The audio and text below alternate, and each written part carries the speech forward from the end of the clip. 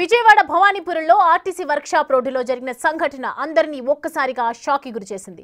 నడి రోడ్డుపై మహిళ గొంతు కోసి పారిపోయిన అప్పారావును పోలీసులు అదుపులోకి తీసుకున్నారు.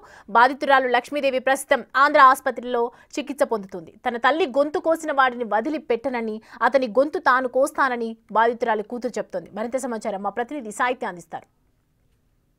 విజయవాడ భవానీపురంలో లక్ష్మీదేవి అనే మహిళ పైన ఒక అఘాంతకుడు దాడి చేసిన ఘటన చోటు చేసుకుంది. అయితే నిన్న పీక కోసేసిన సంఘటన అందరికీ తెలిసిన విషయమే. అయితే ఆమెని అక్కడ ఆంధ్ర హాస్పిటల్ నుంచి గొల్లపూడి ఆంధ్ర హాస్పిటల్ నుంచి విజయవాడలో 5వ నంబర్ రూట్లో ఉన్నటువంటి ఆంధ్ర హాస్పిటల్కి షిఫ్ట్ చేసిన పరిస్థితి అయితే ఉంది. అసలు ఆమె పైన ఎందుకు దాడి చేయవలసి వచ్చింది ఏంటి అనేది వాళ్ళ కుటుంబ సభ్యులతోనే అడిగి తెలుసుకుందాం. ఆ వీడియో కూడా ఎక్స్క్లూజివ్గా బిగ్ టీవీ స్క్రీన్ పైన మనం చూడొచ్చు. ఆమె ఎప్పుడైతే పీక కోసేసిన తర్వాత ఆ మెడ పట్టుకుని కూడా రోడ్డు మీద నుంచి ఒకటేసారి బయటకు వచ్చి ఆర్తనాదాలతో రోడ్డు మీద రక్తపు మడుగులతో పడిపోయినటువంటి ఆ విజువల్ని మనం ఎక్స్క్లూజివ్గా చూస్తున్నాము. అయితే అప్పారావు అనే వ్యక్తి అసలు ఈమె పైన ఎందుకు దాడి చేశాడు, అతను ఇప్పటికే పోలీసులు కూడా అరెస్ట్ చేసిన పరిస్థితి అయితే ఉంది.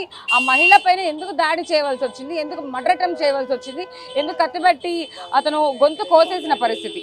ఆమె ఇప్పుడు ప్రస్తుతం ట్రీట్మెంట్ అందుకుంటూ ఉన్నారు. ఆంధ్ర హాస్పిటల్ వద్ద ఉన్నాము. వీళ్ళందరూ కూడా వాళ్ళ కుటుంబ సభ్యులే, వాళ్ళ నాన్నగారు ఉన్నారు. ఏమైంది అసలు పాపకు సంబంధించి? లక్ష్మీదేవి మీకేమవుతుంది? నిన్న వచ్చింది పని నుంచి వచ్చేసి వాళ్ళ పని దగ్గర నుంచి పప్పు అన్నం అన్ని తీసుకొచ్చి పెట్టేసి నేను ఇలా పనికి వెళ్తున్నాను మళ్ళీ వస్తాను అని చెప్పింది. వెళ్ళింది. మళ్ళీ ఇంకోసారి కూడా ఇంటికి వచ్చింది. ఇంకోసారి ఇంటికి వచ్చి కూడా మళ్ళీ వెళ్ళిపోయింది. అప్పుడే గుడికి వెళ్దామని చెప్పి రెడీ అవ్వమంది. అందరం రెడీ అవుతుంటే ఈలోపు టెంపుల్ పైనకి వెళ్దాం అనుకున్నారా మీరు? అమ్మ ఏమో రెడీ అయ్యి ఉండమని చెప్పింది. అంతా రెడీ అయ్యి ఉండిన తర్వాత అంతా రెడీ అయిపోయాము. నేను మా చెల్లి ఇద్దరం రెడీ అయిపోయాం. రెడీ అయిపోయిన తర్వాత ఇంకా ఎవరో చిన్న బాబు వచ్చి ఇలా చెప్పాడు ఇలాగా అని చెప్పి వెళ్తేనేమో ఇంకా అలా పడిపోయింది. ఇంకా బ్లడ్ అంతా వచ్చేసింది.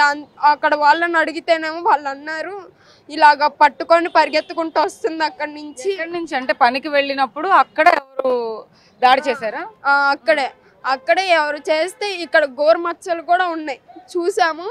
ఇంకా వచ్చేసి ఇంకా అక్కడ దాకా వచ్చి అడిగింది ఫోన్ ఇవ్వండి అని అంటే వాళ్ళేం పోలీస్ కేసు పెడతారు, మేము ఫోన్ ఇవ్వము అన్నారంట. అక్కడ అనేసరికి ఇంకా మా అమ్మ ఇంక ఇలా పట్టుకొని చున్నీతో కప్పుకొని వచ్చి ఇంకా అక్కడ పడిపోయింది. ఇంకా ఏంటి అప్పారావు అనే వ్యక్తి ఎవరు, మీ మదర్ మీద ఎందుకు దాడి చేశాడు అనేది ఏం తెలియదు? అవే తెలియట్లేదు మాకు అసలు.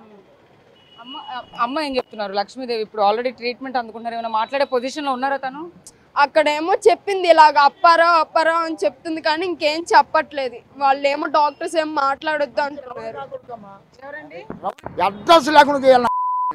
అట్లా నాకు ఉంటే అసలు ఈ విజయవాడకే సేటు తను నాకు ఉండనే కూడదు. ఏ కాడికి ఏదో ఒకటి చేసి ఇవన్నీ అడ్రస్ లేకుండా చేయాలి. అదొక్కటే మనకు. పైన అతను ఎందుకు అంత పర్టికులర్ గా దాడి చేయవలసి వచ్చింది?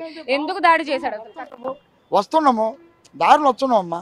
వచ్చుకుంటే ఈ మధ్య ఈ ఏంటో ఉన్నాయంట, ఉండేసి చీకట్లు అయిపోయింది. వచ్చి రావడం ఏం చేసిండు, కుతిక పట్టుకున్నాడంట. కుతిక పట్టుకొని వేసుకుపోయి ఈ రెండు పోయినాయి. పంజాబీ డ్రెస్ వేసుకున్నారు, చున్నీని పట్టుకుని లాగాడా? చున్నీ పట్టుకుని లాగి వేసిండు. అమ్మాయిని కోసేసి ఎమ్మట అయిపోయింది. ఆ నుంచి గుడ్డ పెట్టుకొని ఉరుకు తెచ్చింది. రోడ్డు మీదకి వచ్చింది. రోడ్డు మీదకి వచ్చి రోడ్డు మీద పడిపోయింది. అతనికి మీ అమ్మాయికి అంతకుముందు గతంలో ఏమైనా గొడవలు ఉన్నాయా? అసలు అతను ఎవరో తెలుసా మీకు? ఇది వరకు ఉన్నాయి గొడవలు. ఉన్న కొత్త నేను అన్ని సర్ద చేసి అన్ని చెప్పాం.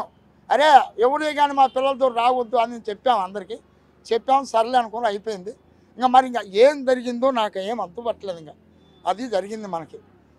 మీ అమ్మాయిని ఆ రక్తపు మడుగులో గొంతు పైన కోసేసిన తర్వాత మీరు ఎప్పటికి రీచ్ అయ్యారు? అక్కడ సంఘటన చూసిన తర్వాత మీకు ఏమనిపించిందంటే ఎవడని మనకు అర్థం కాలే. అప్పటికి అమ్మాయి చెప్పేంత వరకు మనకు అర్థం కాలే. అమ్మాయి చూసింది కదా, చూసి చెప్పబట్టి మనకి అర్థమైంది పలానోడు అదని. అప్పటికప్పుడు పోలీసులు వచ్చి పోలీసులు దాంట్లో కదా దాంట్లో వేసారు. ఇంకా అది జరిగింది. ట్రీట్మెంట్ జరుగుతుంది ఇప్పుడు. అమ్మాయికి ఎలా ఉంది? నువ్వు చెప్పమ్మా, అంతకుముందు అప్పారావు అనే వ్యక్తిని ఎప్పుడైనా నువ్వు అమ్మతో మాట్లాడడం కానీ గతంలో ఏవో గొడవలు ఉన్నాయని మీ తాతగారు చెప్తున్నారు కదా, అంతకుముందు గొడవలు ఏమన్నా ఉన్నాయా? ఏమో అసలు ఆయన ఎవరో కూడా నాకు తెలియదు. నిజంగా నాకు మా చెల్లికి ఎవరికి తెలియదు. ఇప్పుడు అప్పారావు అంటే గతంలో గొడవలైనని చెప్తున్నారు తాతయ్య. నేను అప్పుడు కూడా చూడలేదు, అప్పుడు కూడా మాకేం తెలియదు. ఇప్పుడు ఇంకా అలా అనేసరికి ఇంకా అమ్మ వాళ్ళు ఇంకా వాడేనేమో అని చెప్పి అనుకుంటున్నారు. అంటే అమ్మని ఇలా కత్తి పెట్టి గొంతు మీద కోసేసాడు అతను. నువ్వేం అంటే ఏం శిక్ష వేయాలని కోరుకుంటున్నావు అతనికి? నేను కూడా కోసేస్తాడు గొంతు, నేను కూడా కోసేస్తా. నా మీద కేసు వచ్చినా పర్వాలేదు, నేను కూడా ఆయన కోసేస్తాను. నాకు మా నాన్న లేడు, నేను మా చెల్లె ఉంటాం. మమ్మల్ని ఇప్పుడు ఆవిడ లేకపోతే మమ్మల్ని ఎవరు చూసుకుంటారు? అది అమ్మ పరిస్థితి అలా చూసిన తర్వాత నీకు ఏమనిపించింది? రక్తంతో మొత్తం అంతా పడిపోయి గొంతు పట్టుకుని వచ్చి నువ్వే చెప్తున్నావు చూసా అని చెప్పి, అప్పుడు ఏమనిపించింది? చచ్చిపోయింది అనుకున్నాం. ఇంకా మా అమ్మ మాకు లేరు అనుకున్నాం. ఇంక తర్వాత ఇక్కడ పెట్టి చూస్తే బతికే ఉంది అని చెప్పన్నారు. అంబులెన్స్ ఇచ్చేస్తే లేట్ అయింది.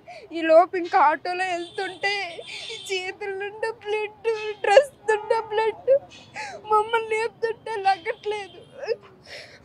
చూస్తున్నాం కదా అది పరిస్థితి. ఎవరైతే లక్ష్మీదేవికి సంబంధించి కూడా పీక కోసేసి ఒక వ్యక్తి అగాంతకుడు ఎవరైతే అప్పారావు ఉన్నాడో, అప్పారావు ఈ దుర్ఘటనకి పాల్పడిన తర్వాత పోలీసులు అక్కడికి హుటాహుటిన చేరుకుని అతని అరెస్ట్ చేసిన పరిస్థితి అయితే ఉంది. ఇటువైపు లక్ష్మీదేవికి సంబంధించిన ఇద్దరు కుమార్తెలు కూడా అతని ఖచ్చితంగా నరికేయాలి, అతని వదిలేస్తే కనుక నేనే చంపేస్తా అంటూ కూడా ఆ పాప చెప్తూ కన్నీటి పర్యంతం అవుతున్న పరిస్థితి కనపడుతుందని చెప్పొచ్చు. Video journalist Srinivasa Sahitya big TV, Vijayawada Andhra hospital నుంచి.